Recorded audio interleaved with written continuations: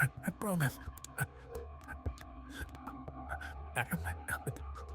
Hey, what's up everyone, it's Ryan here from The Y, and today we're going to be taking a look at the all-time classic, Titanic. In terms of iconic films, it really doesn't get better than this. You've got DiCaprio and Winslet as the star-crossed lovers, James Cameron behind the camera, the backdrop of the Titanic disaster, and real stories from over 100 years ago, all amounting to it becoming the first film to cross $1 billion at the box office. On that note, let's get right into the video. Here are 30 facts you didn't know about Titanic.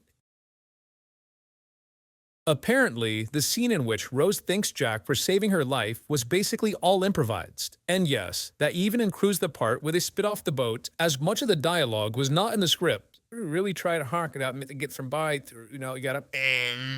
Also, in the original version, Rose didn't spit in Cal's face at all, but rather pricked him with a hairpin. It was only after Kate Winslet suggested the latter that Cameron agreed it was more dramatic. As for how actor Billy Zane felt about it, he said that after a while he'd been spit in the face so many times he just sort of became numb to it. And to give you an idea of how many takes there were, her saliva dried out and she was forced to resort to loo. By all accounts, Titanic was not supposed to be a big success, and further than that, everyone, including James Cameron himself, expected it to be a massive flaw. The major reason behind this was the enormous cost to making the film. The budget initially started at $100 million, but following costly delays and various mistakes, it ballooned to over $200 million. This made it the most expensive film of all time. And funny enough, after adjusting for inflation, the movie itself cost $50 million more than it took to build the actual Titanic. James Cameron lamented, "We labored the last 6 months on Titanic in the absolute knowledge that the studio would lose $100 million. It was a certainty." Luckily for Cameron, he couldn't have been more wrong, as the most expensive film of all time also became the highest grossing film of all time, at over $2 billion of revenue. Many of the shots in Titanic were faithful recreations of both photographs taken in 1912 and paintings done by Ken Marshall. The first couple of these shots were based on photos taken while the Titanic was still at port. Then there are many scenes in the film almost perfectly copied from the paintings of Ken Marshall. Marshall is a painter best known for his many historical portraits done on the Titanic, and he additionally served as a consultant on the 1997 film. Lastly, the scene with the boy and his spinning top was taken from a real photograph dated April 11, 1912. Jesuit priest Francis Ground was the photographer, and the image was preserved because he wasn't on board when the Titanic sank.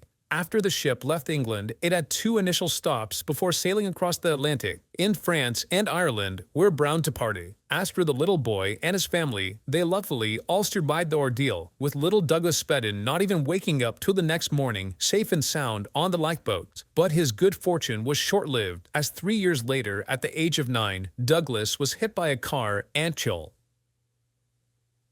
If you had to guess what was the very first scene they filmed of Jack and Rose, you might think it was their first meeting, or maybe even the fancy dinner they both attended. Well, you might be surprised to find out that the first scene they shot together involved Kate Winslet getting naked so he could draw her. Cackle, need to draw me like on a French cloth, wearing ladies. This was obviously a bit awkward as the pair had barely gotten the chance to get to know each other. So in DiCaprio's own words, she wanted to break the ice a little beforehand, so she flashed me. I wasn't prepared for that, so she had a one-up on me. Among the most depressing scenes in Titanic is the old couple laying in bed together accepting their fate. They were based on Isidore and Ida Strauss, the co-owners of Macy's who perished aboard the ship. And a deleted scene provided more context on what happened with them that fateful night. Please, and can't keep too good. No, we've been together off Eve. And you go, I coop. In reality, it played out almost exactly like the deleted scene. Beta refused to leave her husband behind, and Isidore even declined an offer to get on a lifeboat as he felt being made an exception while women and children were still on board was totally unacceptable. Eyewitnesses reported Ida telling her husband, "As we have lived, so we will die together," before giving her maid her fur coat and insisting she get in a lifeboat. They were last seen hand in hand, sitting on deck chairs awaiting their fate. Something Titanic did really well was its placement of historical figures into different parts of the film. One such figure was Chief Baker Charles Joanne, who's seen taking a swig from a liquor bottle and then later makes an appearance as the Titanic's going down. In real life, Joanne was in fact the chief baker, had a drop of liquor as the ship was going down, and is known for being the last survivor to leave the Titanic. After grabbing hold of the safety rails and riding the ship down like an elevator, he proceeded to tread water for over 2 hours before being saved by a lifeboat. According to Joanne, he amazingly wasn't even that cold, a phenomenon he attributes to consuming alcohol. In the production of many films, there comes a scene where it's crucial to get a film perfectly in one take. Whether it's an explosion, a fire, or maybe even some kind of a big car wreck, you're only going to get one opportunity as the sets can be virtually ruined. For Titanic, that scene came in the form of water crashing down the grand staircase, and luckily they die right on the first try. The filming of Titanic was home to one of the most bizarre stories I've ever heard coming out of a movie set. The story begins on the night of August 8, 1996, with the crew breaking for dinner around the necks. Lobster chowder was one of the many options provided by the catering company, but for the more than 60 people who consumed the chowder, it quickly realized something was wrong with it. According to Bill Paxton, who played Brock, the treasure hunter, some people were laughing, some people were crying, some people were throwing up. Obviously, the next step was to go to the hospital, so the crew vans came and picked everyone up and shoveled them off to the hospital. Once there, Marilyn McAvoy, a member of the crew, described the chaos. Eventually, we all got put in these cubicles with the curtains around us, but no one wanted to stay in their cubicles. Some were in wheelchairs, flying down the hallways. James Cameron even said he'd us stabbed in the face with a pen and watched the director of photography march crew members down the hall in a heavy vocal conga line. Come to find out later, PCP Lace Chowder was to blame. As for the culprit behind this disaster, the police opened an investigation that lasted 2.5 years, but were never able to solve the mystery. No, I'm not saying that James Cameron or anyone else deserved to get spiked with PCP, but he sure didn't give a shit about hurting people's feelings on set. Dubbed the scariest man in Hollywood, James Cameron had no problem yelling at crew members for messing up, being stubborn to a fault, and doing things that some construed as potentially dangerous. My favorite thing to come out of all this is hearing that the crew had a name for Cameron's evil alter ego. They called him Myth, or Jim spelled backwards. However, in all fairness, there have been numerous reports that in his later years, Cameron's chilled out a bit and doesn't get as pissed, a fact which I'm sure future Avatar crews love to hear. While directors always have a large degree of control when it comes to their films, there is usually a distribution of responsibilities concerning different aspects of the movie. But with James Cameron, the man does it all, as he wrote Titanic's script, directed it, produced it, and even shared in the editing responsibilities. If that wasn't enough, Cameron additionally was the artist behind all of Jack's sketches. This means that during that one famous scene, the drawing hand wasn't DiCaprio's, but instead Cameron's. With the Ruth, the rocket, go bring up my lot. As much as it'd be downright incredible if Jack and Rose were real people who actually rode on the Titanic, the sad truth is that they're fictional characters. Though, after the film came out in theaters, it was discovered that there was actually a Jay Dawson on board the Titanic when it sank. And while his name was Joseph and not Jack, Titanic fans decided it was close enough and turned his tombstone into somewhat of a celebrity site with a never-ending supply of flowers. But now you know of your worth a man named Jack Dawson. Unfortunately, Kate Winslet wasn't able to take home the iconic Heart of the Ocean necklace. They called it Le Coeur de la Mer. The Heart of the Ocean, yes. Though she did snag a pair of Rose's earrings as a memento, and ironically, Winslet said somewhere along the way she lost one of them, which does make you wonder a bit. To film the scenes of the ship docked at port, James Cameron built a replica of the Titanic up to 90% scale, but due to the absurd costs of such an undertaking, they decided to only assemble one side of the ship, and because of prevailing wind conditions, they were forced into making a starboard side. This turned out to be a problem as back in 1912, the Titanic docked on the port side. So to overcome this discrepancy, Cameron resolved to film everything as it was and then flip it in post-production. This inevitable flipping of the image meant that everything, and I mean everything, had to be reversed. Text had to be written backwards. Actors had to walk left instead of right. Driving wheels had to be placed on the opposite side of the car, and even Kate Winslet's hat and buttons had to be placed on the other side of her body. Right as Jack is about to draw Rose, he says the following. Overrun. A bed. The cat. Hearing it back, the line just has a certain natural feel to it, thanks in part to him stumbling over his words. So it may not be a huge shocker that this wasn't the originally scripted line and was rather a mistake. The scripted line was simply, lie on that couch. However, James Cameron thought the Caprio's mistake flowed better than what he actually wrote, so he decided to keep it in. A bed. The cat. Excluding the present-day scenes, the movie lasts for 2 hours and 40 minutes, the exact amount of time that it took for the Titanic to sink. Additionally, the collision with the iceberg in real life was said to have lasted for 37 seconds, which the film perfectly replicated. And in the closing scene, the clock reads 2:20, which is significant because the Titanic sank at 2:20 a.m. Honestly, I think we have to consider the possibility that James Cameron might have OCD. New research points to the way the Titanic could have potentially been saved, and it wasn't simply by avoiding the iceberg. Instead, the science hypothesizes that if the ship were to have hit the iceberg head-on, chances are it would have been damaged but not destroyed. The impact of a head-on collision would have definitely caused a couple watertight compartments to have flooded, but the Titanic was set up to stay afloat even with 4 compartments going under. The major problem with sideswiping the iceberg was that 5 compartments were instantly damaged beyond repair, dooming the ship to its fate. Fair vote. With the first 4 compartments reached, but not 5. Not 5. To add to the sense of realism, James Cameron created backstories for over 150 of the extras on the set. One of those extras was supposed to be Ava Hart, a little girl who managed to escape in a lifeboat with her mother. And according to Ava's testimony, this scene was real in the sense that this was actually her father's last words to her. "You hurt me your hand, be a good river girl."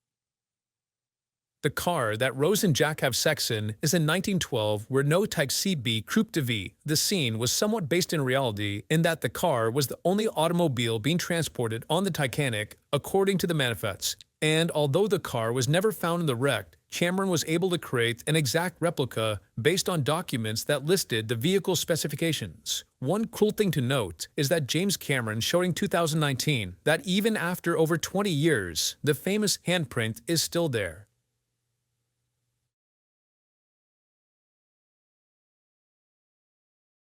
During the part where the officers try to keep order in the chaos of the evacuation, things get pretty crazy and the character, Charles Lightoller, says the following. "Dan, I time, through you all night, But here's the funny thing. The script only called for him to say, "Jet back, keep order." Johnny Phillips supposedly got so caught up in the moment, he simply blurted out the line without thinking. So when Cameron ran over to congratulate Phillips and to tell him to do it again, Phillips was so out of it, he replied with, "What did I say?" If we take a look at the Titanic sailing in the open ocean, you can see that one of the smokestacks isn't actually emitting any smoke. This was done for the sake of historical accuracy, as one of the smokestacks on the real Titanic was mostly just there for aesthetics. It was additionally used to ventilate the first-class rooms and even as storage for extra deck chairs, which makes you wonder how many more lifeboats they could have stored away in there. Forget me that it seems that there are not enough for everyone aboard. But half, actually.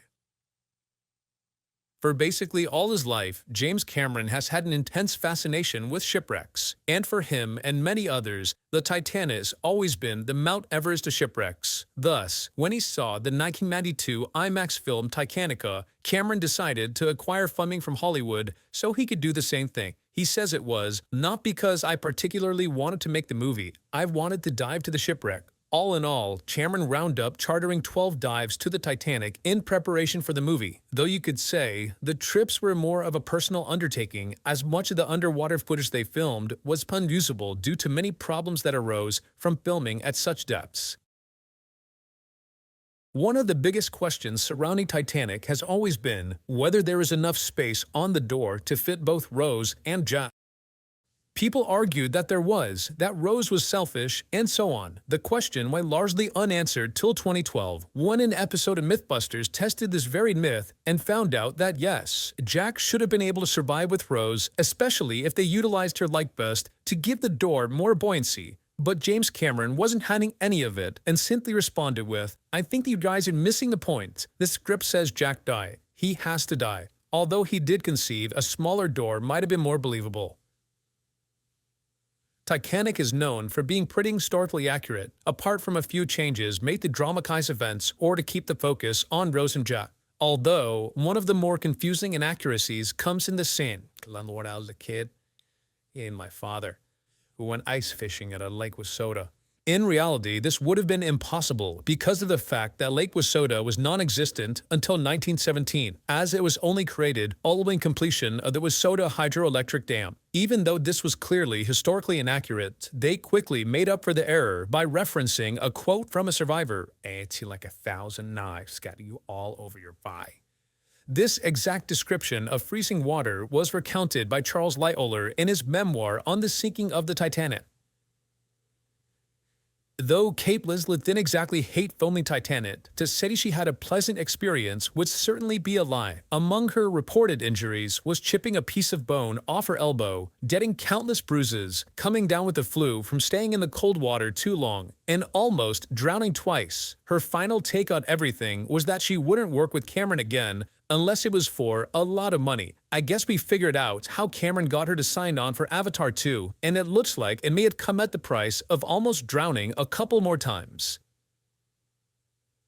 The most expensive mistake in the filming of Titanic involved a 5-minute deleted sequence between Rose, Jack, and Lovejoy. The scene was set to take place after Cal makes the following remark. "Act with a crown on her?" In the deleted clip, Cal doesn't just leave it at that, but rather hands the gun back to Lovejoy and tells him he can have the diamond if he can kill them. He tracks them to the dining hall, notices they must be in there because of the locked door, and then spends a couple minutes taunting the pair, trying to get them to come out. Eventually, Jack and Lovejoy get into a fight, which ends like this. Cameron said that because of the massive amount of detail that went into the backdrop of the scene, every take was an hours-long affair. But when test audiences viewed the scene, it absolutely did not resonate. And logically, it makes sense. The whole thing just feels unnecessary because the ship is literally sinking while the standoff's taking place. And add on to this, the fact that people really didn't care about Lovejoy, it was simply a recipe for disaster. I think, look, Gloria Stewart, who played Presentthea Rose, was the only person on set who was actually alive during the sinking of the Titanic in 1912. Stewart was 86 years old during the filming of the movie and, as a result, had to undergo 2 hours of makeup every day to make her look 100 and in line with the character she played. Gloria Stewart passed away in 2010 at the age of 100. Another depressing scene in Titanic features a mother putting her kids to bed for the final time. Besides the fact that the mother is Jeanette Goldstein or Private Vasquez from the Iliads, the story she tells holds a deeper meaning than what you might guess. It's really heavy, 3 trickies, 2 need them. That's because Tir na Nog, or the Land of Youth, is a city in Celtic folklore that could only be reached by going underwater or across the sea. When Jack and Rose make plans for the future, these are a couple of the things they talk about. So we'll ride on the roller coaster till we throw up. It'll ride horses on the beach, right in the surf. Then, at the end of the movie, you can see that she did in fact go on a roller coaster and ride a horse like a man. Neil deGrasse Tyson is known for being a stickler when it comes to astronomy, so when he came across this scene in Titanic, he couldn't believe his eyes. As Tyson explained, the star field was not even close to what the real thing would have looked like at that specific latitude and longitude at that time of day in 1912. Like anyone would have noticed, but Tyson was so perturbed by this, he wrote what James Cameron called a snarky email to him, describing his displeasure with the science behind the night sky. And as a self-described perfectionist, Cameron couldn't ignore the mistake and changed it for the re-release in 2012. At the end of the film, Rose is shown to have been in possession of the heart of the ocean all along, and finally gives it back to the sea in an emotional scene. It's hard to believe, but we were almost screwed out of this heartfelt ending by an alternate take. The other version starts out the same way with Rose going to get closure. But this is where things go downhill, as Brock and Rose's granddaughters spot her and run over. Rose uses the necklace as a sort of hostage and tells them not to come any closer or else she'll drop it. She then spells out why she didn't sell it, how this is finally closure, basically all the things that are better but unsaid rather than explicitly stated. Then more people run over. They of course tell a couple bad jokes. I don't know what to say to a woman who tries to jump off to Titanic when it's not sinking and then comes back on when it is. She lets him hold it for a second. Then, Jesus, no! That really sucks, lady! yeah, thank Jesus they went with the other take, cause this scene would have been like a black hole sucking out all the magic from the rest of the film.